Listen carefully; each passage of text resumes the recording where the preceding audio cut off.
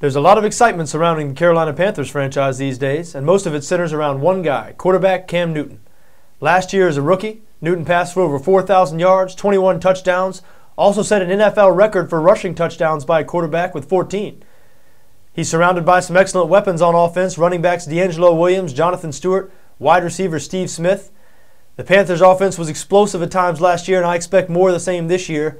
That's the good news, Panthers fans. The bad news, that defense. 28th in the league last year in total defense, 27th in points allowed. Now, you do expect them to improve in Ron Rivera's second year. Of course, Ron Rivera, the head coach, last year was his first season. Been a defensive coordinator throughout most of his time in the NFL. Has been the architect of some excellent defenses. They also drafted Boston College linebacker Luke Kuechly in the first round. Kuechly's a tackling machine. Not going to make a whole lot of plays behind the line of scrimmage, but will definitely help that defense be a valuable contributor for years. But how much will this defense improve? I mean, that's going to determine whether or not the Panthers are a contender for the playoffs this year. And the playoffs is where a lot of people are projecting the Panthers. A lot of people picking them as sort of a surprise team. Count me as one who's not quite on that bandwagon just yet. The defense, for one.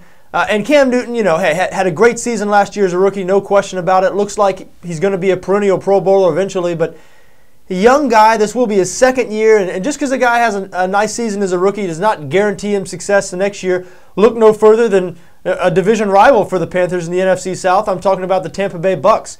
Josh Freeman, their quarterback, looked great as a rookie, really struggled in his second season. Not saying Cam Newton's going to go down that path, but he threw 17 interceptions last year. That was a big reason for the Panthers' 10 losses.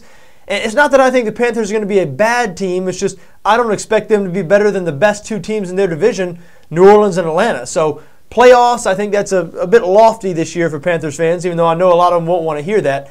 And in terms of their Super Bowl odds, they can be had at 40-1 right now out in Vegas. On BETDAQ, you can get them at 62-1 right now as we speak, 62-1. Now, as I said, I don't expect the Panthers to make the playoffs this year, but if you're looking for a long shot at 62-1 to win the Super Bowl, you could do worse than the Carolina Panthers.